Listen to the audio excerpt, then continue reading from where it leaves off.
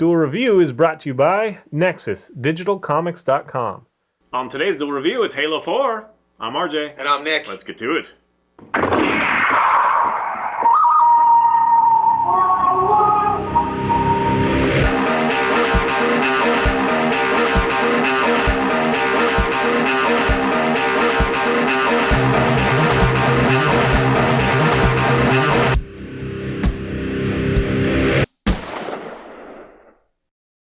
Hey guys, welcome to Tuesday the 13th of November. We are doing the long-awaited Halo 4. That's right. It's out, and everybody loves it. Now, it's the first one. I was handing it to you. Oh, thank you.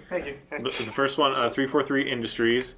We're going to get a lot of weirdness around here. I'm sorry about that. It's just the way it is. Right, because it's green and we have the green screen, so you're actually going to be able to see through me. So anyway, Halo 4, the first one in new hands. You know, it left Bungie. It's gone to 343.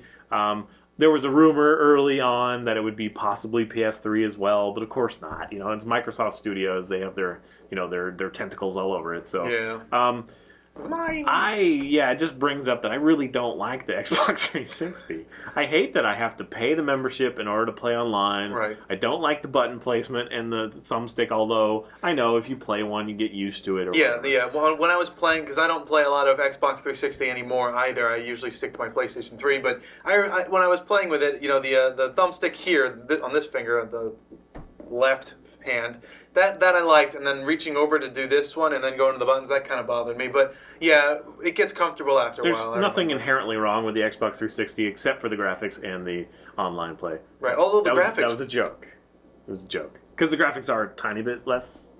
Yeah, but it's not that bad. The graphics in this one was awesome. He didn't get it. Yeah, I know.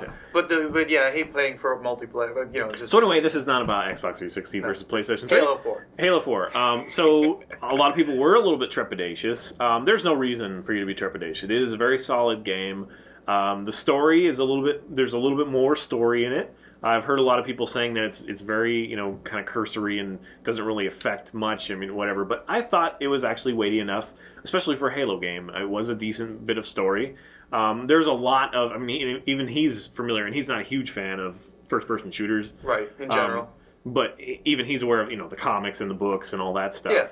Yeah. So there is a lot of lore if you want to get into that. And I think this is a nice job of bringing some of that in. Having said that, it does center around Master Chief again and Cortana. They redesigned Cortana, and I'm not sure. I don't like her as much because she's much more physical and real than she was kind of a construct. And she has like childbirthing hips; they're huge. She has a very wide butt. It makes her a little bit too. I don't know. There's like this love story between them, and that's kind of the thing. Is that Master Chief really cares for her and is trying to protect her, and she's trying to protect him, but has to put him in danger because there's something that she needs, and I guess I won't spoil it in case you haven't picked it up. But let's get down to the nitty-gritty. The story, again, is a little bit more in-depth, but let's get to the gameplay and the graphics, all that stuff. 343 took a little bit more of a realistic approach. Yes. In fact, in one scene, I remember, I was like, wow, is that an actual actor? Because it just looked really, the lighting. So some of them are really good, but they still have problems with the mouth. Yeah. The mouth moves a little too slowly and lingers a little too long. But yes, hats off to them for a lot of the texturing. The clothes and whatnot get a little there's not enough detail, quite enough detail to make it believable. Right. But their skin textures and all that stuff is amazing. In fact, at the very end, like the ending scene, I thought it was real, like live action for a little bit. It's like, wow, how can they get such... it was just really great lighting and whatnot. So it definitely does showcase what the Xbox 360 is capable of as well.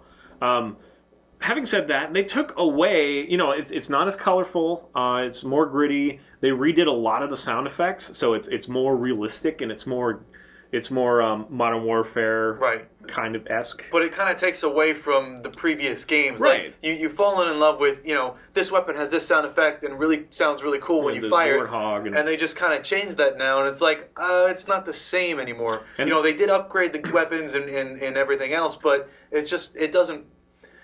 it feels like Halo, but it doesn't have that feel of Halo. I don't know how to say that. Yeah, it's not quite as cartoony like the grunts now. They still run around and wave their arms, but they don't say funny things, and they don't act quite... They don't have such a high-pitched, run away, okay, it's gonna kill us, whatever. Right. Like, that sort of stuff, and that was a lot of fun. And the thing that I'm worried about, and I haven't played a lot of the multiplayer yet, I know, sue me, is that I'm concerned that, I'm sorry, we should probably put this down anyway. He's just like a child. You can't give him something flashy in front of him. It'll take up all his attention. That's true. The multiplayer, I hope that it has glitches. Like, honestly, that's a lot of the fun in playing the multiplayer. Right. Is seeing the fails and all the weird glitches where the vehicles go spinning off and all that stuff. I have a feeling that they fixed those, and so I'm kind of sad in that respect. But I think it plays a little bit more like Modern Warfare as well, which is not a bad thing. People love that as well. But yes, it had this slightly cartoony feel to it. And now everything is just a little bit more gritty, which, again, this is the first entry in the series. I think it bodes really well for this new trilogy that they'll probably do. Right. And I don't like how they remodeled some of the Covenant and stuff like that. Like, I think that it looks like the Covenant now, they have these helmets that look like, what are they called when you're in the boxing ring and you have that padded whatever? They're just like super thick, and they look like football pads or like padded whatever. It just makes them bulkier. Everybody looks like Coltrane from Gears of War or something. Yeah. It's just they're too bulky, and I don't like that. Admittedly, this is the Storm Covenant, which is an offshoot of the Covenant, who don't really follow the same viewpoints as the Covenant themselves. They have their own little agenda, so they may have their own armor as well. But yes, they do look terribly different. Well, maybe not terribly different, but different than their previous counterparts. So I had a lot of fun playing this. It does work really well. The new weapons are great. There's none of them that feel really lacking, except for one or two of them. But they did a great job balancing them, so most of them are a lot of fun. Right. And you do run out of ammo more frequently. Another thing that we give them real props for is they continue doing the full campaign with co-op, and that's what Nick and I did. And that's awesome. More games should do that. They also have Spartan Ops, which are close to the Spec Ops from Modern Warfare, but they're not as long. They're pretty short affairs, but they are fun. And we'll probably do a Game Labs regarding that at some point. So I do like it, but it's funny that this new interpretation, even though it does hold pretty well to the original, makes me notice things that I loved about the original. Like we're talking, just the voice acting and it's a little bit more colorful, and the models, even though they're kind of simple, just a lot of fun. The plasma grenades and all that stuff just feel a little different. As I'm excited for the new ones, I am sad that we're not going to get another Halo Reach or Halo 3 or Halo 1 even. Right. That's kind of sad. But I mean, what else can I say? It's a good game, good solid game. What I did want to talk about, there's two things that I wanted to talk about. Was one, the story. You brought up how in-depth it is. It's more in-depth than other Halo games, and I kind of disagree with that, because with Halo 1, 2, and 3, and the other ones, they were complete stories in that. Well, I guess I should say that it's more personal. Okay, yeah, I could say continue. That. In this one, the ending is very anticlimactic. In fact, I don't like the ending. It's setting up. I know, but I think that's its folly. I think that's where it went wrong. Is we're setting up for Halo 5, but you kind of get like left like at the end of Lord of the Rings. When it's just Frodo walking off and that's how it ends. It's like, I paid money to watch this. I mean, I'm not a huge Lord of the Rings fan. Yeah, I want to strangle him because he doesn't like it. But it's just like, oh, I paid all that money to not know what happens. To not have some kind of anticlimactic moment. In fact, the last boss battle, you don't even fight.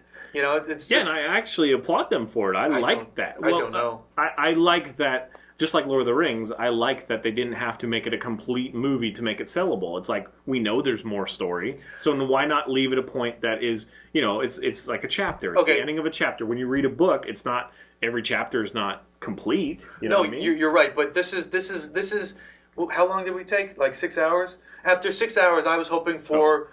a climax, like a climax rather. So you have the beginning, you have the middle, and then you have the climax ending. And even if that doesn't, solve anything, even if you have to go to the next one to finish it off, that's fine, because I've already had that epic moment where I know that this part of the series is complete. This is done now. Well, I will give it to you that the final thing is pretty you don't have any power, you don't have anything to do, really. Right. So I can understand that. And they do introduce the first proper villain, is what people are saying, but you don't really get his story. But again, I think it's going to show up later. This was all really about Cortana and him together. And that is a very interesting story, and I really like it. And that did have an ending, more or less, and I am interested in that, and I'm hoping to see more on that in the next one.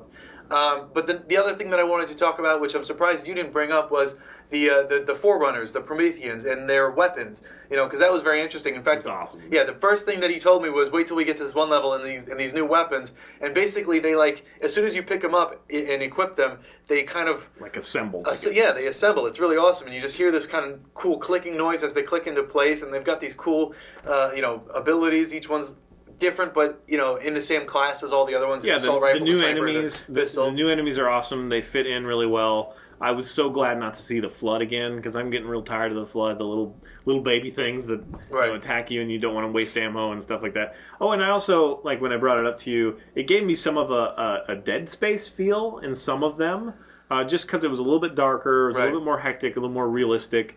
I'm not saying that in the way of horror or terror. It just kind of gave me that feel where things were a little bit minimalist in a way. It just kind of heightened tension. So I did appreciate that. Overall, it's a great game, and you should pick it up if you were wondering whether to get this or Assassin's Creed. Assassin's Creed is a great game, but you're going to buy Halo 4. You might as well just do it now. Yeah. It's great. If you like the previous Halo, it won't let you down. But there was enough that I don't think a lot of people are talking about that is different from the original Halos, and I kind of miss already. Yeah. So I just want to bring them up. That's why we're reviewing it when there's a sea of other reviews.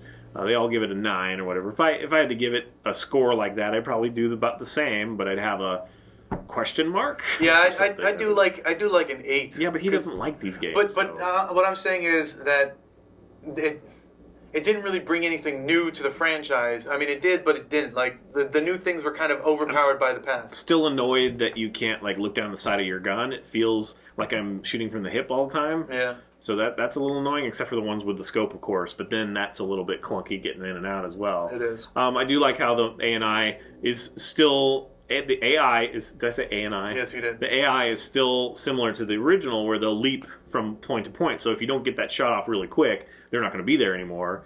But yeah, I miss the grunts acting silly, and it's just a little bit of comedy was taken out, but more realism was put in. So that's all right. I'm really to see how it holds up, because I think these sort of things, when you look back at them, maybe it won't seem as great, because the originals just had that magic mix, and as much as the Halo franchise really cemented the Xbox into existence. I mean, it was like the first franchise for the Xbox that really, hit home with people. Yeah. It seemed a little bit fly by seat of your pants kind of thing. It was a little bit unrefined, and that's what made it so great. I think that's what Borderlands has running for it too. Is the first game was kind of like, we just had all these ideas, we put them together, and it ended up being a lot of fun. It doesn't feel very refined, and so once you refine those experiences, I think you can lose a lot of that magic that just happenstance made it really great. So agreed. We'll see if this game is product of that or something different.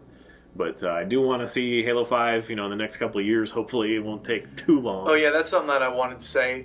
With the ending kind of just falling off with the cliffhanger.